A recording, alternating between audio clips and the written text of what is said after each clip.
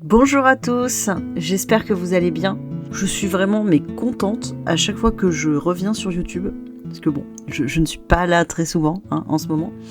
Comme je mène plein de projets en même temps, je viens quand j'ai du temps.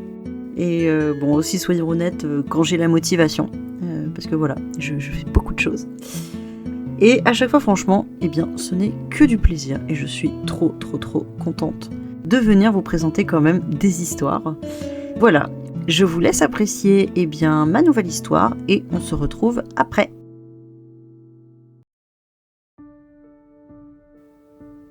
Parfois, je repense à Raphaël. On habite encore dans la même région, une ville moyenne du nord de la France, coincée entre un port industriel et des lotissements qui se ressemblent tous. On se voit de temps en temps au bar de la zone commerciale ou sur le parking d'un supermarché. Pas assez pour dire qu'on est inséparables, mais assez pour ne pas se perdre. Et pourtant, dès qu'il remonte dans sa vieille Clio pour rentrer chez lui, je continue à penser à lui. Il est gentil, il l'a toujours été. Généreux, plein de bonne volonté. Il a grandi ici, dans un quartier de bar HLM, entre un père qui disparaissait 1 mois sur 2 et une mère qui cumulait des ménages. Il est devenu cariste, puis manutentionnaire dans le port. Ce n'est pas un intellectuel, comme il dit. Mais il est débrouillard, drôle, et il rend service. Il n'a pas mérité toutes les galères. Chômage partiel, accident au boulot, dos bousillé, dette à la banque. Et puis il y a cette histoire. Elle, Anaïs, sa femme. Ils se sont rencontrés dans un entrepôt frigorifique, il y a une 10aine d'années. Elle avait passé la 30aine, ballottée d'intérim en CDD, de rayons frais en cantine scolaire. Lui venait d'obtenir enfin un CDI. Ils se retrouvaient derrière le bâtiment pour fumer, se plaindre des horaires, des chefs, du froid. De là, c'est devenu un café après la pause, puis un week-end, puis la vie à deux. Elle n'a jamais été femme au foyer, jamais. C'est même l'inverse. C'est elle qui enchaînait les petits boulots pour que la maison tienne debout. Serveuse dans un bar-tabac, aide à domicile chez des personnes âgées, caissière de nuit dans une station-service, surveillante à la cantine. Raphaël répétait souvent « Sans Anaïs, je serais déjà dehors ». Et puis, presque par accident, il y a eu les jumelles. 2 petites filles, nées quand elle avait 42 ans passés. Un gynéco a dit « grossesse tardive à risque ». Eux ont dit « miracle ». Elles s'appelaient Lina et Maëlle.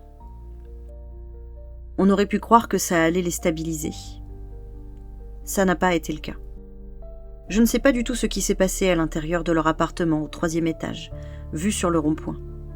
Raphaël en parle par morceaux. Il dit qu'elle le trouvait trop nerveux, trop jaloux, trop bruyant. Il dit « je sais que j'ai crié, hein. Je suis pas un saint, mais je suis pas non plus un monstre. » Il admet des colères, des portes qui claquent, des assiettes envoyées au mur. Il reconnaît qu'il a trop bu certains soirs, qu'il s'est excusé le lendemain, qu'il a promis de changer. Il dit qu'il a essayé. Thérapeute de quartier, vidéo sur la gestion de la colère, bouquin de développement personnel posé sur la table basse. Et puis un matin, elle est partie avec les jumelles. Officiellement, il a accepté de ne pas demander de garde alternée. Je ne veux pas leur imposer ma vie en morceaux, qu'il a dit. Je suis trop instable, elles seront mieux avec elle. Dans les faits, il ne les prend que quelques week-ends de temps en temps, quand ça l'arrange. Lui, il raconte surtout qu'il a sacrifié sa paternité pour le bien de ses filles. Les gens le regardent avec compassion.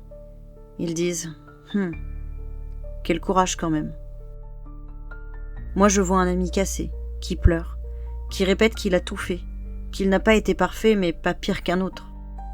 Je l'entends dire qu'Anaïs le diabolise, qu'elle invente, qu'elle grossit tout. Je ne dis pas qu'elle n'a rien vécu de difficile. Je dis juste que, dans une histoire comme ça, il y a toujours plusieurs versions. Et que lui, je l'ai vu essayer à sa façon. Aujourd'hui, c'est lui qui passe pour le salaud, le violent, le gars toxique. Honnêtement, je pense qu'elle dramatise quand même un peu. Peut-être qu'elle a besoin de se construire une histoire supportable pour vivre avec l'idée d'être partie. Je ne prends pas parti. Je dis juste ce que je vois. Et pour moi, Raphaël, c'est un bon gars. La salle de la maison de quartier sent le thé à la menthe et le lino chaud. On a poussé les tables pliantes contre les murs, étalé les tapis de gym, posé des chaises en cercle. Sur un paperboard, écrit au feutre violet, cercle parole de mère, bienveillance et parentalité positive. Elle est venue parce qu'une voisine lui a tendu un flyer à la sortie du supermarché. « Vous devriez venir, ça fait du bien de parler entre mamans. » Au début, elle ne dit rien. Elle garde son sac sur les genoux, s'amuse à lisser une étiquette qui dépasse. Elle connaît son fils, Raphaël. Elle sait qu'il n'est pas simple, qu'il s'énerve vite, qu'il parle fort, qu'il peut exploser pour une facture ou une contrariété. Elle sait aussi qu'il revient toujours ramasser les éclats, qu'il répare, qu'il bricole, qu'il paie pour les dégâts quand il peut. Elle se souvient de lui, enfant, courant dans les escaliers de la barre H, revenant avec des genoux écorchés, fier de lui montrer un petit jouet trouvé dans une poubelle. On finit par lui demander « Et toi, comment tu vis la séparation de ton fils ?» Elle hésite, elle pense à Anaïs, à son visage fatigué, à ses mains crevassées par les produits ménagers, à la façon qu'elle avait de s'endormir assise, la tête tombant en avant après un poste de nuit. Elle pense aussi aux fois où elle s'est dit « Il est dur, il pourrait se calmer, la laisser respirer. » Mais les autres parlent déjà à sa place. On sent qu'il est hypersensible, ton fils. Ces hommes-là sont souvent mal compris. Il a dû porter beaucoup de choses, renchérit une autre. Vous savez, les garçons de milieu populaire, on ne leur apprend pas à parler de leurs émotions. Alors ça sort comme ça, en colère. Et puis Anaïs reprend une troisième, on voit le profil. Femme forte, qui a toujours travaillé, qui n'a jamais été couvée. Ces femmes-là n'ont aucune tolérance pour les failles des hommes. Elles oublient qu'eux aussi ont mal. La facilitatrice du groupe hoche la tête, prend une voix douce mais ferme. Ton fils a pris énormément sur lui. Il a gardé ses blessures pour lui. Il a probablement reproduit des choses qu'il a vues sans le vouloir. Ça ne veut pas dire qu'il est mauvais. Ça veut dire qu'il a besoin de soins. Pas d'être traité comme un monstre. Une autre pose la main sur le genou de la mère. On le sent qu'il est bon, ton fils. Il a ses excès, oui, mais il aime ses filles. Il a laissé la garde à leur mère, parce qu'il a pensé à leur bien-être avant le sien. C'est un acte de grande générosité, ça. La mère écoute. Les phrases se posent sur elle comme des couches supplémentaires de vêtements. Ça pèse, mais ça réchauffe. Elle se souvient pourtant des messages de Raphaël. Je pète les plombs, maman. Je hurle. Je me contrôle plus. Elle se souvient des SMS brefs, polis, d'Anaïs. Je fais ce que je peux. Je suis épuisée. Mais ici, personne ne lui demande ce qu'Anaïs vivait. On lui demande ce que son fils ressent, lui. En sortant de la maison de quartier, elle envoie un message à Raphaël. « Je suis avec toi. Ne te laisse pas faire. Tu as un bon père et tu as un bon cœur. » Elle ne pense plus à Anaïs. Elle pense « Comment cette femme a-t-elle pu lui faire ça ?» Le TER traverse une zone industrielle, quelque part entre deux villes moyennes. Elle s'est assise près de la fenêtre, un carnet ouvert sur les genoux, sans rien y écrire. Cela fait 1 an qu'elle a quitté Raphaël. 1 an qu'elle vit dans un autre département, à 2 heures de train. Dans un appartement social trouvé au bout de démarches interminables. 1 an qu'elle enchaîne les allers-retours. Pour les papiers, les rendez-vous médicaux des jumelles, pour les rares fois où leur père veut les voir, pour le travail. Par la fenêtre, défilent des entrepôts tagués, des friches, des champs plats et sans arbres. « Oh, mais c'est bien toi ?» Elle relève la tête. C'est le père de Sébastien, un ancien collègue de Raphaël à l'entrepôt. Un de ceux qui faisaient partie de leur cercle d'amis proches, qui se confiait régulièrement à elle, puis plus du tout, après la séparation. « Eh ben ça alors, fait-il, ça fait un bail, dis donc !» Il parle un peu du prix de l'essence, des suppressions de postes, du fait que tout fout le camp. Il a l'air sincèrement content de la voir, à la manière polie de quelqu'un qui n'a pas envie de creuser plus loin. « Et les jumelles, ça va ?» demande-t-il. « Oui, elles vont à l'école dans notre nouvelle ville. Elles s'habituent. » Il hoche la tête, regarde dehors. Il ne demande pas « Tu t'en sors toute seule ?» Il ne demande pas « Le père les prend parfois ?» Elle finit par dire doucement. Tu sais, ton fils, Sébastien, il ne me parle plus vraiment. Ah bon? Ah, tu sais, moi, je me mêle pas de leurs histoires, répond-il. Les jeunes d'aujourd'hui, ils se fâchent pour un rien. Il rit, un rire qui tombe vite. C'est là qu'elle pourrait dire quelque chose de ce qu'elle a vécu. 5 phrases, 4 phrases, même 3. Ce n'était pas un caprice.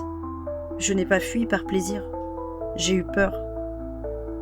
En fait, j'aurais aimé lui expliquer, commence-t-elle. Tu sais, ce qui se passait à la maison. Ce que j'ai... Il lève la main, déjà. Non, non, non, je ne veux pas savoir. C'est entre vous. Et puis bon, Raphaël, on le connaît, hein. C'est quelqu'un qui est pas toujours facile, mais dans le fond, ça reste quand même un bon gars. Un peu sanguin, oui, mais un bon gars. Il a traversé tellement de choses. Il m'a dit qu'il avait reconnu qu'il n'était pas un bon père à temps plein. Qu'il t'avait laissé la garde parce que c'était mieux pour ses petites. C'est pas rien, hein, tu sais, comme décision. Il secoue la tête. Ah, c'est dommage tout ça, poursuit-il. Avant, on restait, on supportait, on se mariait pour la vie. Je minimise pas ce que tu as ressenti, hein. Je te juge pas. Je dis juste que, pour les enfants, c'est dur des séparations. Eux, ils n'ont rien demandé. Elle se tait. Elle sent qu'il attend un petit « Ouais, tu as raison », quelque chose qui remettra ses convictions en ordre. Elle offre un petit sourire neutre. La politesse des naufragés. En tout cas, conclut-il, je prends pas parti, hein, c'est entre vous. Il regarde à nouveau dehors. Quand elle descend du train, ses mains tremblent un peu. Elle a essayé de dire « J'ai eu peur. Je me suis ratatinée pour survivre. Je me suis enfermée dans la salle de bain avec les jumelles pendant qu'il tapait dans la porte. » Il lui a répondu « Je ne veux pas savoir. » Mais avant même qu'elle ait pu lui expliquer toutes ces choses, il lui a répondu « Je ne veux pas savoir. » Et, avant, on restait. Ils n'ont rien demandé. Pas « Où tu habites maintenant ?» Pas « Combien d'heures tu travailles ?» Pas « Comment tu payes l'électricité ?» Ou « Est-ce qu'il t'a déjà fait peur ?» Ils ont laissé les phrases passer par lui, et ils les ont repeintes de leur propre couleur. Ils ont pris sa version, ils l'ont pliée en deux, rangée dans la poche intérieure de leur manteau, et ils continuent sûrement à se promener avec. Je ne me défends pas. Je déroule. Fait. J'ai 45 ans. À 19 ans, je faisais déjà les chambres d'hôtel. À 25, j'étais caissière de nuit dans un hypermarché. À 30, je servais des cafés à des gens qui me parlaient sans me regarder. À 40, je trimballais des cartons dans un entrepôt frigorifique. C'est là que je l'ai rencontré, lui, Raphaël. Il faisait des blagues pour oublier le bruit des machines. Il me filait son sweat quand j'avais les doigts engourdis par le froid. On refaisait le monde à la pause, assis sur des palettes. Il disait que j'étais plus forte que tous les chefs réunis. Plus tard, il y a eu les jumelles, Lina et Maëlle. Grossesse surprise. Tardive, disent certains, mais surprise pour nous. 2 petites têtes posées sur mon ventre, comme si elles avaient attendu que je sois presque fatiguée de vivre pour arriver. J'ai continué à travailler. CDD, intérim, heures supplémentaires payées en retard, trajet de bus la nuit. Lui disait partout qu'il portait tout. À l'intérieur, c'était mes mains qui frottaient les sols, mes pieds qui enchaînaient les kilomètres, mon dos qui portait les petites endormies. Peu à peu, les blagues se sont usées. Le bruit des machines a été remplacé par le bruit de sa voix qui monte. Des phrases comme « Tu me pousses à bout »,« Tu fais de moi quelqu'un que je ne suis pas ». Un soir, sa main est tombée trop fort. Un autre soir, il m'a coincé entre la table et le mur. Il disait ensuite ne plus se souvenir exactement. Mais moi, je me souvenais très bien. Je me souviens du carrelage froid sur ma joue. Je me souviens des jumelles qui dorment dans la chambre d'à côté, inconscientes de la façon dont on apprend à leur mère à se taire. Ce n'était pas des disputes de couple. Ce n'était pas « on ne s'entend plus ». C'était de la peur à domicile. Pendant ce temps-là, il regardait les photos, les petites avec des glaces, les petites sur le manège au marché de Noël, les petites avec leur père qui sourit, barbe de 3 jours et blouson en jean. Ils mettaient des cœurs, ils écrivaient « Quel beau papa !» Ils ne voyaient pas ce qui se passe derrière le cadrage, les mains qui serrent trop fort, les mots qui griffent, les excuses qui étouffent. Petit à petit, Il a grignoté tout ce qui dépassait de ma vie. Ta cousine, elle ne comprend rien à la vie de couple. Tes collègues, c'est des langues de vipère. Ta meilleure amie, elle te retourne contre moi. On a déménagé plus loin, dans un autre quartier, un autre code postal. On a changé de boulangerie, de bar, de médecin. Mon téléphone s'est vidé. Un numéro supprimé, puis un autre, et encore un autre. Le jour où je suis partie, je n'avais plus grand monde à prévenir. C'était prévu, mais pas par moi. Je suis partie une nuit avec les jumelles. Il m'a laissé tout prendre. Il a signé la garde exclusive sans se battre. Ils ont dit « C'est dur pour lui. Elle a eu ce qu'elle voulait. » Moi, j'ai compris qu'il ne voulait pas avoir à se regarder dans les yeux tous les matins dans le visage de ses filles. Depuis, j'habite dans un appartement social, au 4e sans ascenseur dans une autre ville, dans un autre département. On entend le train passer au loin. Les murs sont fins. La peinture s'écaille à hauteur d'épaule. Je me lève à 5 heures. Je prépare 3 sacs, un pour mon boulot, 2 pour l'école. Je dépose les jumelles à la garderie à 6h30. Je prends un bus, puis un tram, puis je commence ma journée à 8h dans une société de nettoyage. Je travaille pour ralentir la chute, mais pas pour monter. On se contente de ne pas tomber aujourd'hui. Ils ont dit « Elle a brisé une famille. Elle exagère. Elle dramatise. » Une nouvelle amie m'a demandé un jour « Pourquoi tu ne racontes pas vraiment ? Pourquoi tu ne portes pas plainte ? Pourquoi tu ne dénonces pas ?» Je lui ai répondu « D'abord, parce que personne parmi ceux qui ont déjà choisi son camp ne décrocherait le téléphone pour entendre autre chose. Ensuite, parce que je n'ai pas de vidéo, pas de photo nette, pas de message où il dit « Je t'ai fait du mal ». Ce serait ma parole contre la sienne, contre la leur, contre tous et franchement Raphaël, c'est un bon gars. Je sais ce que c'est de porter 2 enfants endormis dans les escaliers quand l'ascenseur est en panne. Je n'ai pas envie d'ajouter un tribunal entier sur mon dos. Alors, pour survivre, le seul chemin, c'est d'avancer. La seule revanche, c'est de réussir autre chose. Un toit qui tient. Mes jumelles qui rient encore. Je ne dis pas « il n'y a que soi pour s'aimer soi-même ». Je pense plutôt « au moins, je ne me laisse plus tomber ». Le soir, quand elles sont rarement chez lui, j'appelle depuis le couloir parce que le réseau passe mieux là. J'y pose le front 2 secondes avant de composer leur numéro. 2 petites voix décrochent. « Allô, maman ?» Je dis « oui, c'est maman ». Ça, c'est une preuve. Une preuve qui ne rentre dans aucun de leurs dossiers, aucun de leurs discours. Je n'ai pas brisé mes enfants.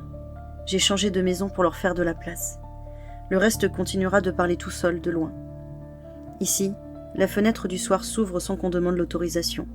Le téléphone sonnera demain matin, pour le plus grand plaisir de mon cœur qui, lui, n'a jamais déménagé depuis le jour où il a élu domicile dans le regard de mes 2 filles. Salut, c'est de nouveau moi. J'espère que ce contenu t'a plu. Si c'est le cas, n'hésite pas à liker cette vidéo, à laisser un commentaire, à partager et à activer la cloche pour ne louper aucune de mes prochaines vidéos. Vous pouvez aussi rejoindre le Discord de la communauté si vous avez envie. Et sur ce, je vous laisse et je vous souhaite une bonne journée.